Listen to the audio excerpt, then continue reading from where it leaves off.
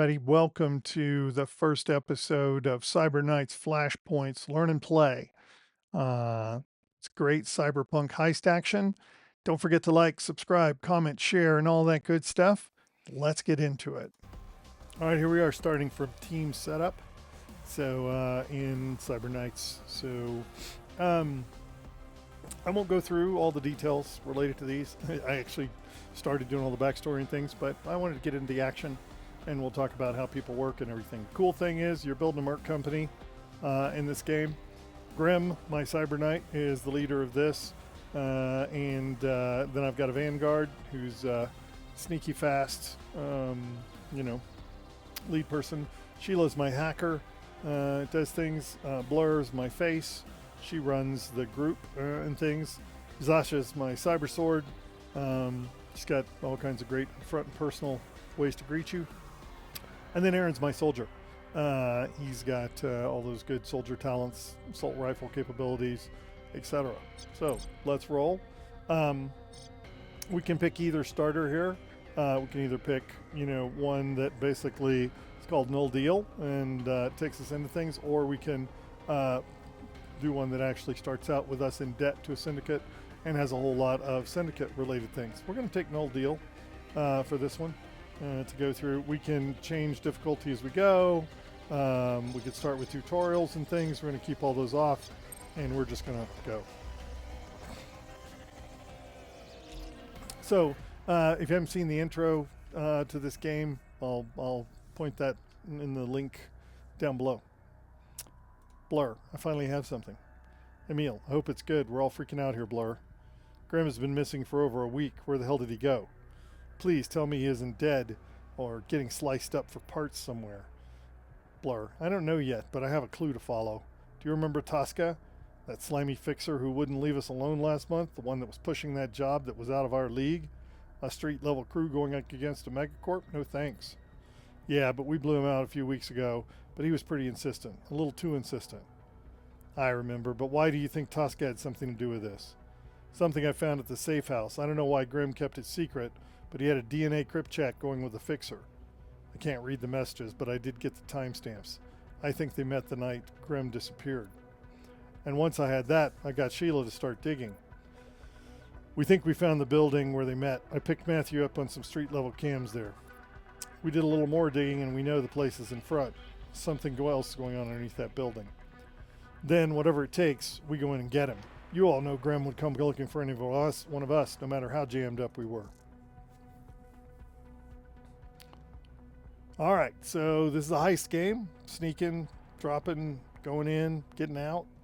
So here we're coming in through the vents, I assume. Okay, I'm inside the facility, some kind of biolab. Jumbo, it sneaks in here. What the hell is that smell? Why would Grimm even agree to come to a place like this? I'm bringing the others down the elevator now. Focus up. Making this work means sticking to the schedule. So stay patient and let's do this right. We've got one shot to find Grimm. Now's your time to shine, Vanguard. Do what you do and get those two into the main lab area without causing a ruckus. Hey, sorry to cut in, but as requested, I'm lurking these elevator controls. This system is unmistakably Megacorp. I'm pretty sure McClellan Heaven Industries based on the Matrix iconography. What the heck do you mean, Megacorp? This slaughterhouse? Yeah, this isn't some criminal hideout, not by a long shot. This is a corporate black site. It's some off-the-books biolab. I know Tosca had some connections, but Wetworks for McClellan? What would they even want with some street merc? This doesn't scan. Look, it doesn't matter now. Stick to the plan and find Grimm. That's the only way we'll get any answers. Take point, Emil. But if things go bad, we're going to need to move fast and start slicing. So there's some help stuff. I'm not going to go through it. Show you as we go. Emil's got a lot of talents. We'll see how they work in a minute. Things like anticipation, lure, etc. Silence as well. So let's move around. And jam kit to take devices out. All right, so let's take a look at what we got going on here. WASD works to move the map around. QE, to basically spin things. So we've got one Boyd's unaware here, one Boyd's over here, other guy's coming in here. We're coming out to this section over here. where we're trying to get to this terminal. Many times only hackers can access certain terminals. This one says any merc can access. That means we can all get here. There's probably some other dudes hiding around here.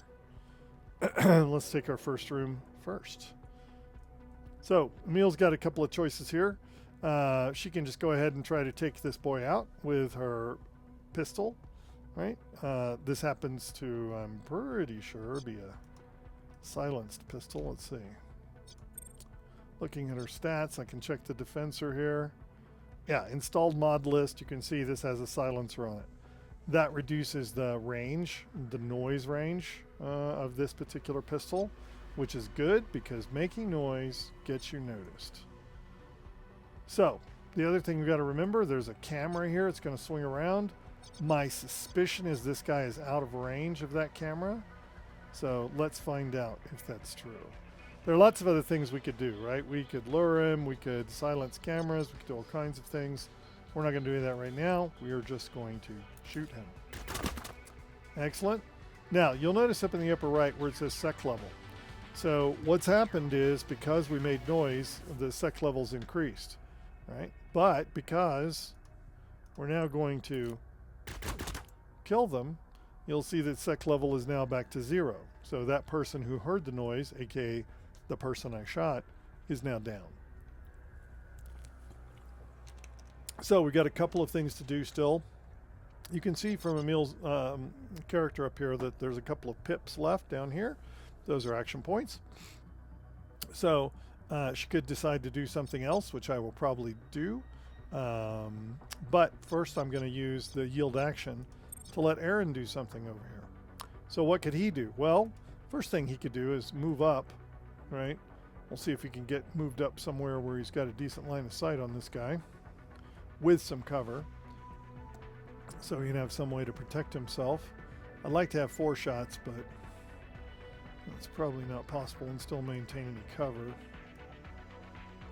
It's probably not possible to do it and still have a line of sight to him. Well, there's 4. There's 4 with a line of sight. You can see that line right there. So let's move him over. Let's see how well he does. Now, we took out the other guy, so even though the noise range is larger, it's quite likely that, you know, he'll be in there. 92%, boom. All right, 105, great. Took him down. Now, you'll notice we're down to 70%. Why did that change? We didn't move. Well, what happens is, if you look over on the right side, you'll see this recoil, which subtracts 9% from my choices. So every time you shoot, you're going to get some recoil.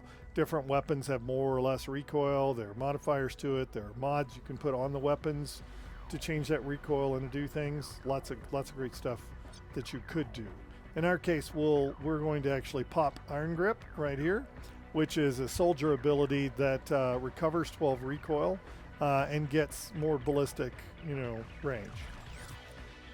So now when we go to target, you'll notice that the recoil negative that we had is gone, right? So we've taken care of that and added some extra ballistic to what we're doing. So gone. I love your assault rifles. Okay, so now we've cleaned out the folks here. Also, we've managed to knock this person out of camera range. So that means the camera should not be able to spot the bodies. Now, there's a body timer on these, and that when that expires, regardless of whether they're seen by the camera or not, people will come looking. 3 turns on this one, 4 turns on this one. Killed them both in the same turn, so I'm not sure why that is, but there it is. So Aaron right now is out of AP, so he's basically done this round. So let's move on to Sasha. Now, what do we want to have her do? Well, we'd like to go get to this lootable lockbox over here, but there's some laser wires, which not only do they do damage, they also add to that security tally up there. But because this is our first mission, I'm pretty sure we've got some leverage. So in our leverage, we could take the laser wires down. Now, I think, pretty sure, as I look around, the only laser wire is this one right here. So let's do it. We're going to take that laser wire down using leverage. We'll see how leverage works later. You get it before the missions, and you can do this kind of thing, all kinds of stuff with it. We're going to move her over here. Notice that that's a long way for her to go, and it uses all of her stuff. So we're going to move her out of stealth movement mode and put her into sprint mode. Now she can get over here and still have enough left to do to open up the lockbox. Oh, what have we got? Some personnel files. Excellent. And a credit chip. Excellent. We'll pull all that. We'll take in some loot. She's got one left. Let's see how far back out we can get her. Just a little ways, but that's all right. A little ways better than none. Let's end her action. Now we're back to Emil, who's actually, Emily, who's actually, done some stuff. We're going to switch her to sprint too to get her a little more movement, just as much as we can to get her over here. Instead of trying to sneak her down by the bottom of the camera, we're just going to move her over up here at the top. And that ends our turn. Now, there are other things that could happen. She can move silently. If she had people patrolling, we could look at them, but none of those are happening. So now we're going into turn 2. You'll see the little AI flashing down at the bottom. That's because every one of these has a sector AI. If security system's giving you trouble, I've got another trick that might help you move more freely. I wasn't just sitting on my hands while you all prepped to drop into this biolab. I did some poking around in case things got hot. We need to keep things cool at the moment, so what do you have? Say the word and I can knock those laser wires and cameras offline for a bit. The code will work even if they're Megacorp security devices. So as I was saying, in advance of jobs and heists, you can get planned leverage together and all kinds of things that you can do.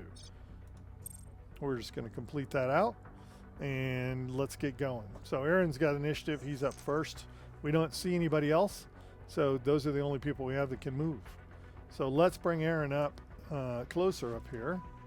Let's see. We'll put him in sprint because there's no reason to hide back here. I don't know how far he can actually get. He can get pretty far, but he's not well protected there. Let's put him in a spot where he's well protected and he's out of the way of the cameras. I think that's a good spot right there. Let's see what we got. All right, so now we can see the biopod. There's a biosignal in that cryopod ahead of you, the one hooked into that major biotank. It's weak, but it could be, what the hell did they do to Grimm? Why is he in cryo recovery? I don't know, none of this scans. Megacorps don't harvest organs from the street rats one at a time. This lab is no organ farm, it's too small, but don't ask me how I know. There's only one surgery suite down here and the biosignal is coming from the dedicated recovery pod. If that's Grimm in the pod, then he's still alive. Somehow he survived whatever surgery they performed.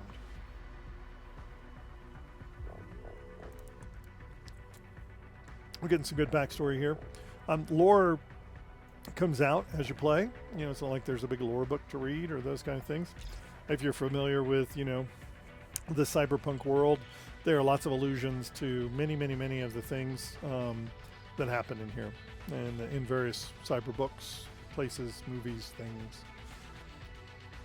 Emily, there are guards everywhere. What kind of cyberspace is so ace you need this kind of security? So reach the terminal at the tank to get a positive ID. All right. So Aaron has used up all of his. There are things he could do in terms of, like for example, taking out Overwatch over a particular part, or he could take better cover, do recovery, things like that.